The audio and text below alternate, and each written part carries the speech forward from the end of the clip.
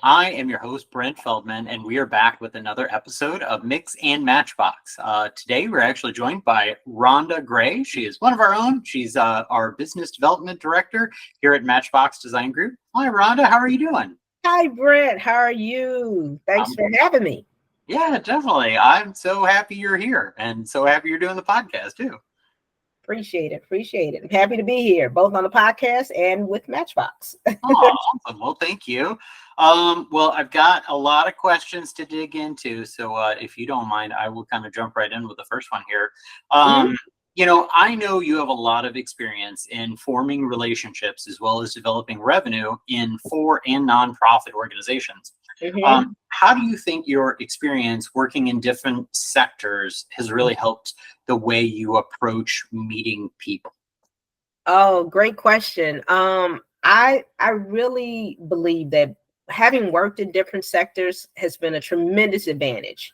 The one thing is, first of all, people are people, no matter what sector you work in. But having worked in different sectors has allowed me to bring different perspectives and hear different insights and ideas that I can share and cross share with people, which makes for richer relationships. So oftentimes I'm talking to a nonprofit who needs to be connected to a business for some cause related marketing, or maybe an opportunity to partner, and that works. Or sometimes I was talking to a business that was looking for ways to be more involved in the community and give their employees an opportunity to, volunteer, or they wanted a nonprofit that they could share their talents with to support. So just having been in all sectors, it's a great way to have conversation pieces no matter what.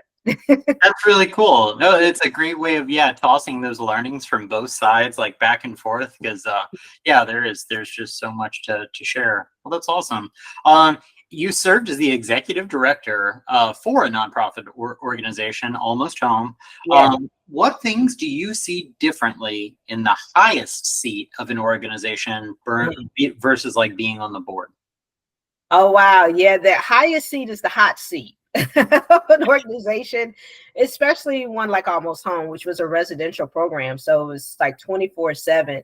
The difference really is the executive director, whatever leader of a nonprofit, has to take such a comprehensive view of everything that's going on in the organization. I mean, you're overseeing and responsible for revenue generation, operations, HR, IT, programs, facilities.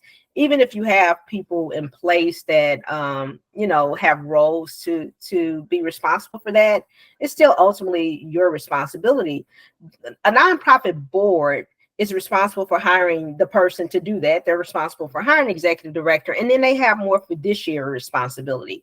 So they're making sure that the organization's strategic direction is aligned and that it's on mission, and that there are also the financials in place to achieve that mission. And so they have a bit more of a narrow view of the organization, because you don't want to bog your board down in all your daily operations.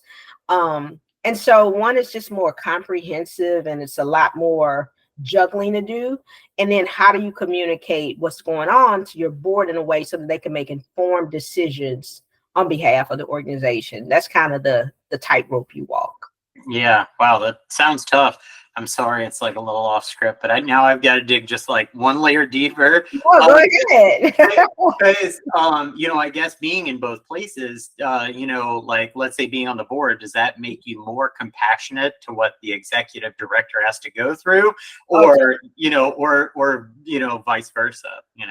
Oh, totally. I'm currently on the board. I've been on several boards, and right now I'm on a board, and I've always said I try to be one of the best board members possible, because I know what it's like not to have engaged board members.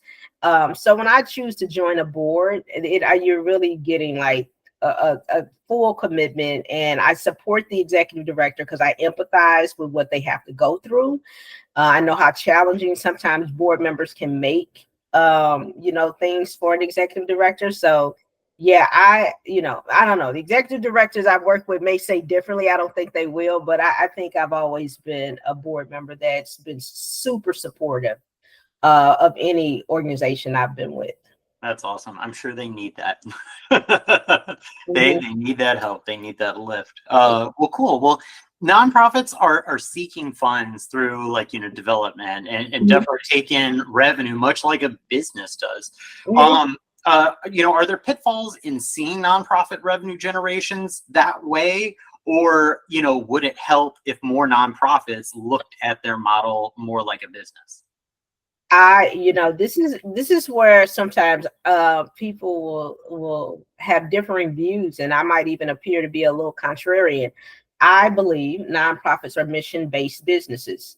And so while for-profits exist to, deliver profit for their owners and their shareholders, nonprofits, while they have different taxation, slightly different governance structures, if you don't have, even though they're seeking to serve a societal cause, if you don't have money, you can't do that. And so, when I worked at the United Way years ago, the CEO at the time, Gary Dollar, used to always say, no money, no mission.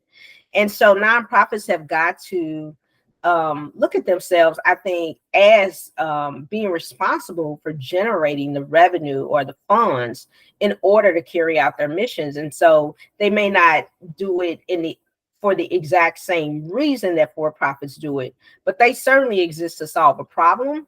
And the donors and investors and funders who are giving them or donating money are expecting that they are going to be a part of helping solve that problem. And so I think it's just a different perspective taking, but I absolutely think nonprofits have to generate revenue just like for-profits.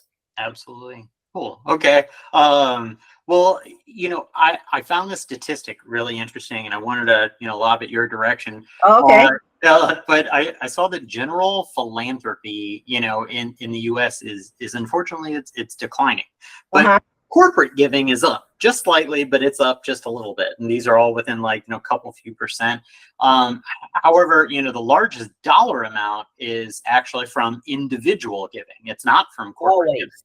Yeah. And so do you think, in general, does this represent, maybe a trend in people's waning desire to be, sort of like giving and magnanimous in a tougher economic climate, or is it, maybe nonprofits needing to do a better job at reaching the people who care?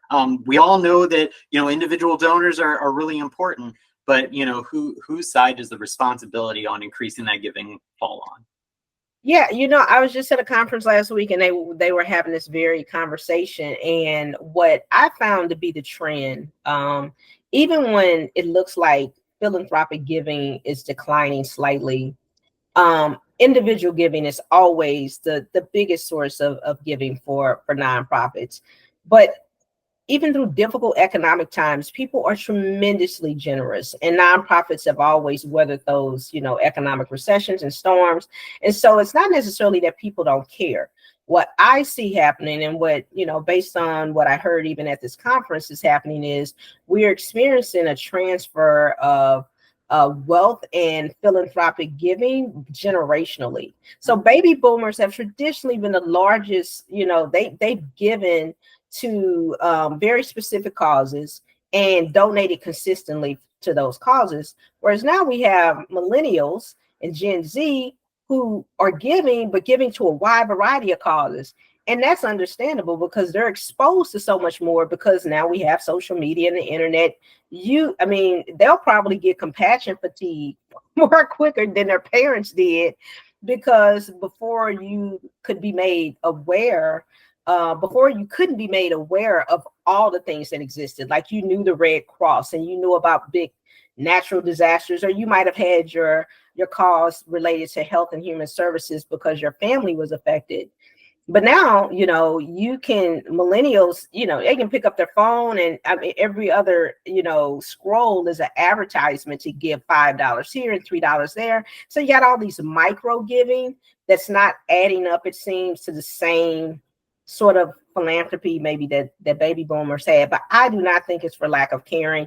I think nonprofits are now challenged with how do they engage this younger generation and baby boomers are challenged with this transfer of wealth to their children, how do they then continue to carry out their philanthropic wishes and, you know, their altruism through their kids and their grandkids in a way that they may have wanted to, but it's going to look very different because times have just changed. So Yeah, wow, that's that's my 2 cents on it. no, that's so fascinating, and it's also like, dang, even in regards to myself, I feel like that's so accurate. You know, I am an elder millennial.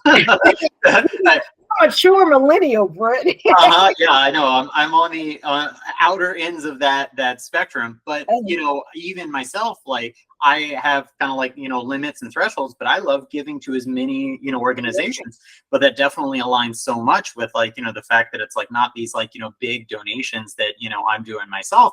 I love supporting as many, you know, organizations as possible, but I can see how that may cause, you know, like, you know, funding gaps and stuff where they were formerly counting on, you know, boomers to, yeah, deliver those bigger and bigger dollar amounts and stuff that they had been counting on. So wow, dang, yeah. Yeah. Cool. Well, I appreciate that. I the next one is really, you know, I find it interesting because, like, you know, just like we were talking about nonprofit being like, you know, potentially, or like, you know, you could look at it like a business, not like I'm saying that as, and I appreciate your perspective where it's like they need to look at revenue generation more specifically, not necessarily look at it like a business, but as in, like, you know, I'll try to frame this as lots of businesses compete, you know, but it's all, everybody works better when they work together. And, you know, and that definitely could potentially apply to nonprofits. You know, are there ways that nonprofit organizations could work better together? You know, they're all fighting for, you know, the dollars that they need to, you know, achieve their goals and, you know, help out the people that they're or animals, things, whatever they're looking to help out. But, you know, it's interesting, you know, definitely that in business, there's distinct, you know, partners and there's competition.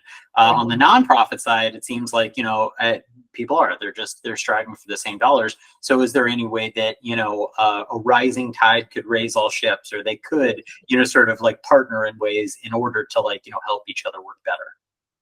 Yeah, that you bring up a great point, and once again, unpopular opinion around this topic, but I think there are too many nonprofits. I mean, I've said that, and having been in the sector and outside the sector and worked with the sector in different ways, I say there are too many nonprofits from the standpoint of, I don't think nonprofits compete in the same way that for-profits do. For-profits are competing for customers. I mean, they are competing for customers in a way that I think nonprofits aren't competing in that way. In fact, I think nonprofits seek to, you know, try to figure out if to solve a problem, if they can collaborate with another organization. But unfortunately, they are oftentimes forced to compete for the limited funding that's available. And so with that respect, you have duplication of services, supplanting of resources, because if you got 10 different or 20 different agencies in an area trying to do the same thing, then is it the funder's job to say, hey, you guys all need to talk to each other? Or does the funder just give each of those 20 agencies, you know, $1,000 a piece, rather than saying, look, if you guys can figure out a way to really tackle this problem, we'll give you all 50 grand, because we want you all to actually try to solve the problem and not just, you know, write the check to say that we checked the box. So unfortunately, nonprofits sometimes are discouraged from collaborating in ways that would be more effective. And so they do very good at cooperating. I used to co-chair a group of agencies, the children's services agencies, and we put ourselves together explicitly for the purpose of how can we better collaborate.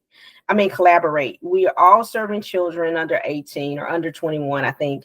What is it? How can we provide this continuum of services so that nobody is, you know, doing the same thing and going after the same funds and competing in that way, but we all have sort of this continuum where we can serve people in a more sort of holistic way. So nonprofits are aware of it. I think it requires more education actually on the funder side of that. Yeah. Wow. Okay. That's great Deep answer too. And it's interesting I kind because of thought about some of this stuff, Brandon.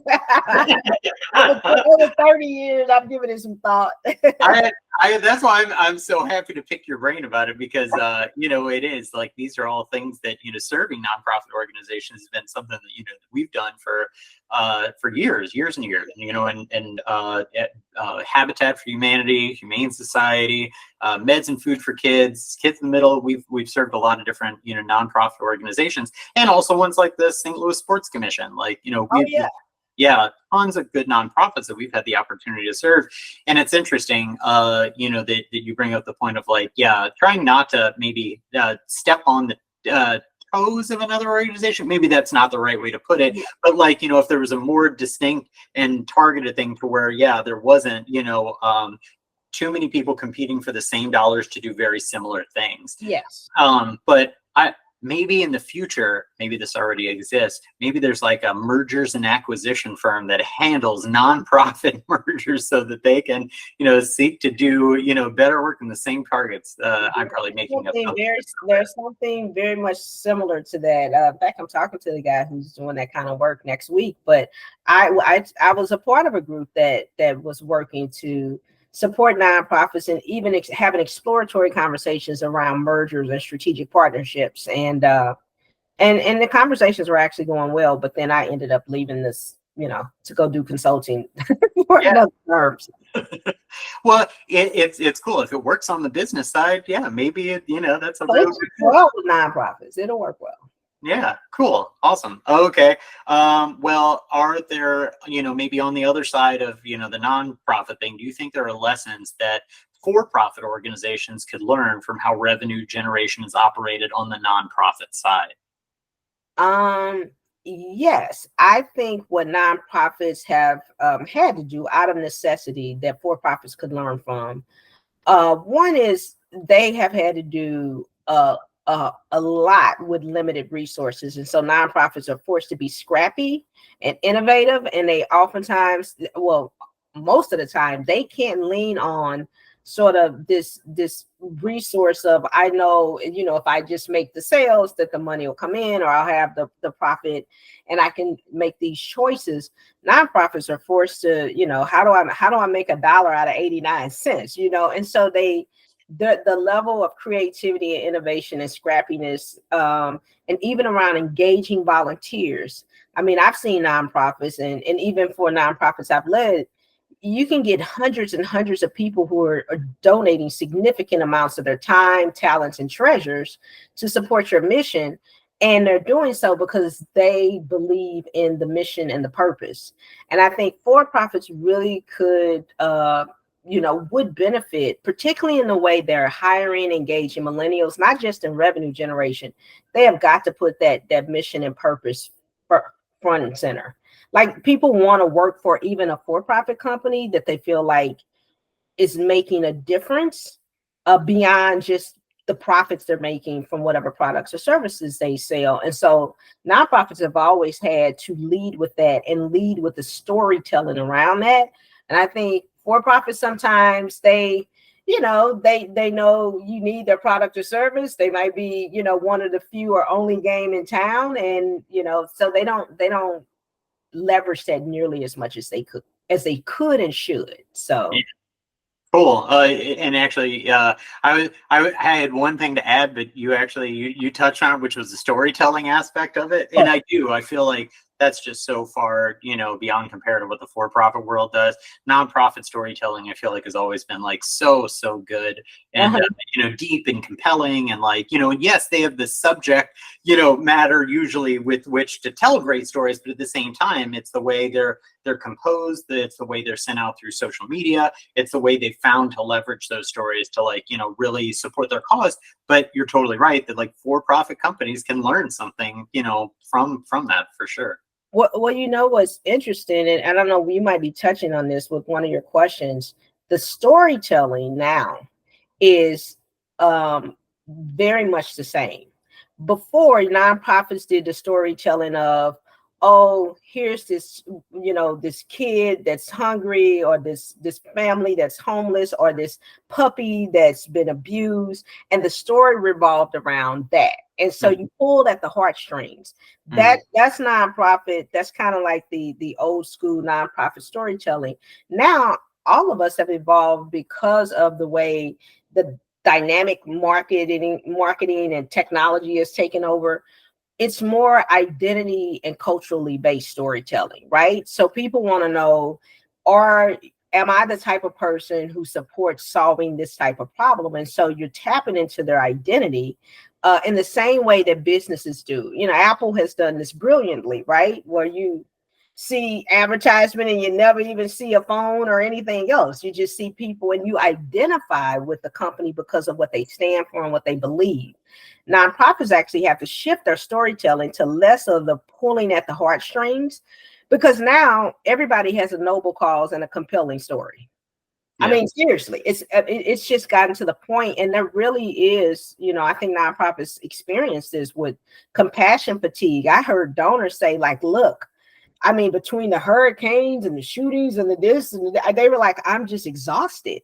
Yeah. And so you don't want to go that route as much as nonprofits and for-profits. How do we build communities around identity so that people's beliefs, convictions, and values are being engaged, as opposed to just guilting them into giving you money? Yeah. You're joining the mission as opposed to, just feeling sad. Yeah. I've also had people say, look, if I write you this check, Rhonda, will you just leave me alone? And I'm like, yeah. Yeah, for a little bit. I'll leave you alone for a little bit, depending on how big the check is. Well, you've seen, I guess, marketing through the lens of a VP and executive director positions that you've had at two different, nonprofits. What are some of the most important elements of either their website or marketing materials that you thought, made a big impact? Oh, wow. That was some of the best times. Like, I love that more than anything. I went through really, I guess, 2 or 3 rebranding efforts. I can't really count United Way because that was so new at the time. I didn't even know enough about what was going on, but it was exciting to see them take that organization online and look at its digital presence. But I believe that from the work that I've done, nonprofits first, when they're considering their website, they really have had to done the prerequisite work of understanding what they're about, who they're about. I think that's true for any business, but really important for nonprofits because of the storytelling. And as I mentioned, because they want to immediately have a site that will draw an audience in, build trust, and inspire action. And so I know companies say they want visitors to their website, they want to retain them, they want to convert them, but nonprofits have all these different audiences, right? So you have donors. How do you speak to them? You have prospective clients who are coming to the website for a very different reason. You have volunteers.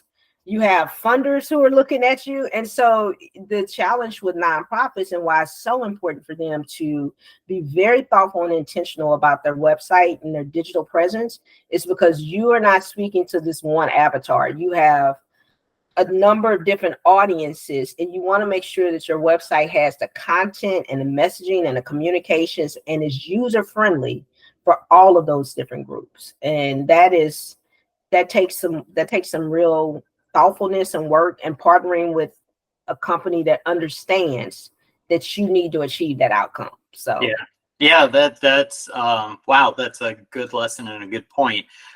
Just as much as there might be one buyer persona that people are going after for a corporation, it's like you have like personas on personas. Like for the volunteers, you might be looking for different characteristics to take on different types of things, same for the donors, same for everything else. And so, making it easy to use, navigable, making sure that, just that people can leverage it not only on the outside, but also inside the organization, so that it becomes utilized as a tool inside the organization too.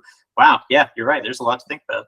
One of the biggest mistakes, I mean, I'll drop some, I'll kind of air some dirty laundry here too, but it's also in a helpful way. One of the biggest mistakes that I see from a digital presence standpoint that nonprofits make. The system of navigating getting services from nonprofits can be sometimes very complex. And it's so much so that like it's insultingly complex, and that you got to go here and fill this out, you got to fill this paperwork out, you got to be on. And so what a lot of nonprofits did would take that complex, cumbersome process and just put it online. And so now they got these sites that, I mean, I don't want to call out any names. I am known for going through the process that my clients would have to go through when I was working in a nonprofit, or even when I was partnering with them, consulting with them. I would do sort of that mystery shopper thing. And if I go to your website and I can't figure out how to get in, touch with, your admissions team, or how do I get a meeting, or, so if I'm in crisis, or if I'm homeless, or if I don't have time to spend an hour trying to figure out how to navigate your website in order to get you to call me or to get someone to help me. And nonprofits do not think of that. And I was like, why did you take that convoluted, complex process, throw it on your website, and then expect people to know how to navigate it? And so there's no thoughtfulness around universal design. Like, there are people coming who have very low reading levels, or who may have hearing or visual impairment. Did you take that into consideration when you were trying to do all like the flashy stuff? Or so it's so much that's involved, and it just requires some empathy and thoughtfulness, like I said. So Yeah. I'm excited to be on this side and helping nonprofits think like that. Yeah, no, it's so cool. I mean, it's such a good point. And it's something that definitely, for profits need to do as well. Reflect on the user experience, and like, yeah. But I totally agree that, like, as a nonprofit, the people you're serving, yeah, exactly, could be in crisis, could be in a, the middle of a traumatic situation, and like, I remember, maybe the old standard of the web where like people would like want to reinvent new experiences, and you're like, all right, sounds cool, but people need to use it too, and it's just, it really is, it's such a great sort of lesson for people, like, hey, try it out yourself. Can you do it? And if you can't, just imagine what that means for somebody else trying to get your service. Go on the journey of all of your users, whether it's the donor, the client, the volunteer. You have to go on that journey on your website. And if you get stuck and you work there, or you see the hiccups, then they're going to experience them. Yeah, awesome. Oh, that's great.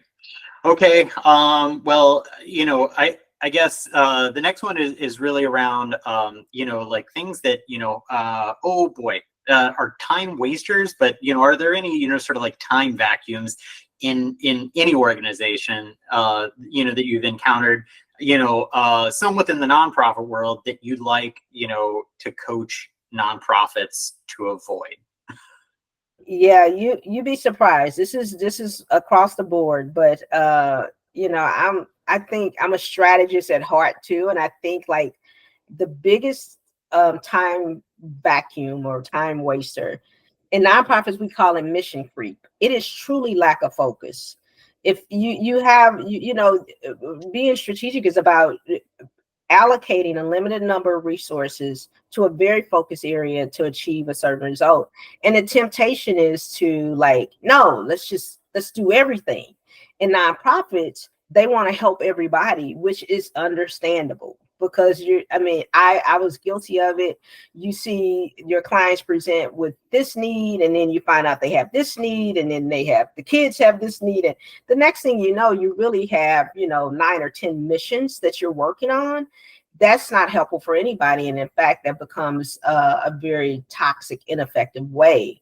And you could actually do more harm. So I would say that biggest time waster for organizations, nonprofits and for-profits, is the lack of focus, the lack of strategic thinking around, we're going to go down this path, or even these 3 paths, with blinders on, and go full-fledged and really serve these audiences, or whatever their focus is going to be, and to really put their efforts into seeing results, rather than trying to be all things to all people. You never can be successful when you try to do that. Yeah. No, I mean, like, and I imagine that that's got to be a real issue for people who are in nonprofits, are incredibly empathetic, to the people they're serving and want to be as helpful as possible. But you're right, you by trying to be everything to everybody, you can do more of a disservice than a service to them. And once again, funders unknowingly and unintentionally, because I don't believe they would do it intentionally, they end up encouraging that. Because what they do, I've given money back to funders because they'll say, hey, we got this RFP, or, we got funding, but it's for kids who have disabilities. And then you say, oh, well, we work with kids, but not kids with disabilities as you classify them. And they go, oh, well, if they got a learning disability, we can still give you the money. Like, they're trying to get rid of the money, which we love.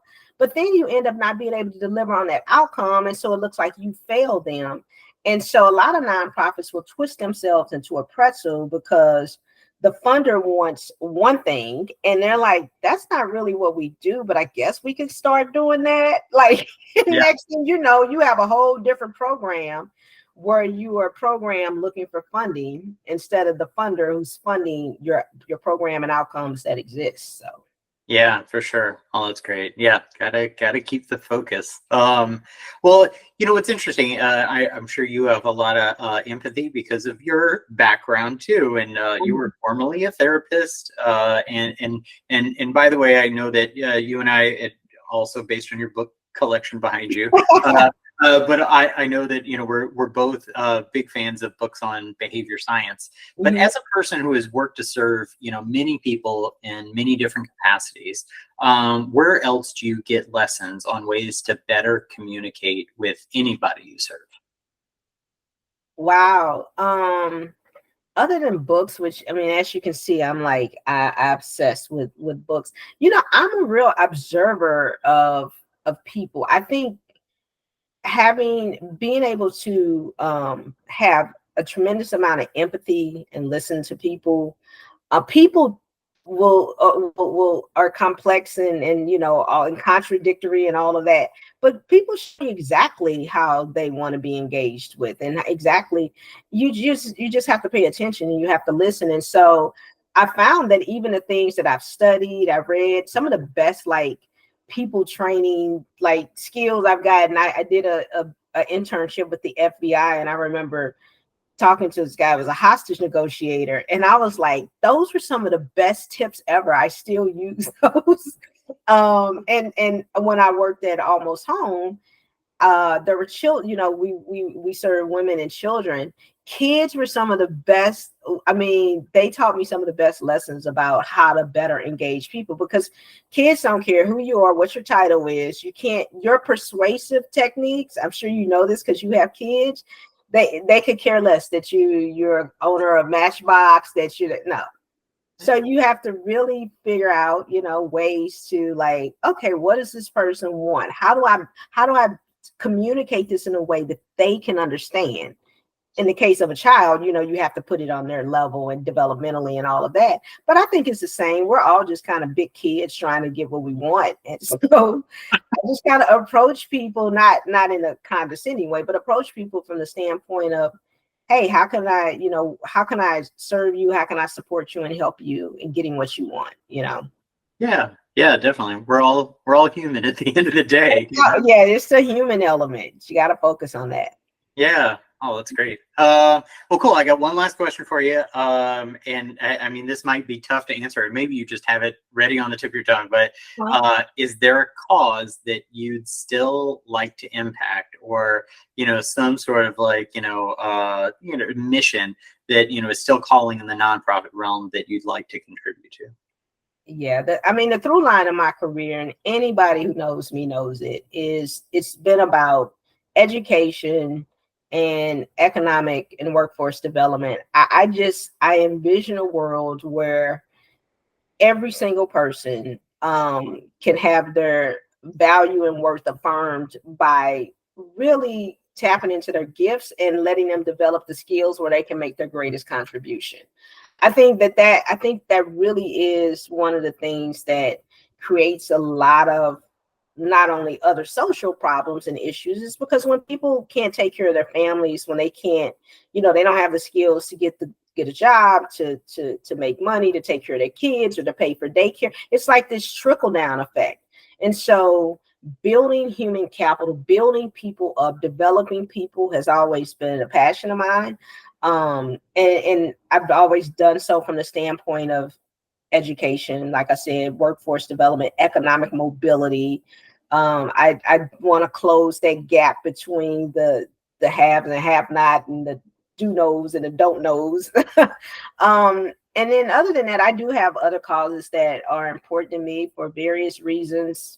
St. Jude has always been, St. Jude does some of the best marketing. Actually, my grandmother was, we've had family members with cancer. And so my grandmother was always a supporter of theirs. And when she passed away, I continued to give in her name, in addition to giving.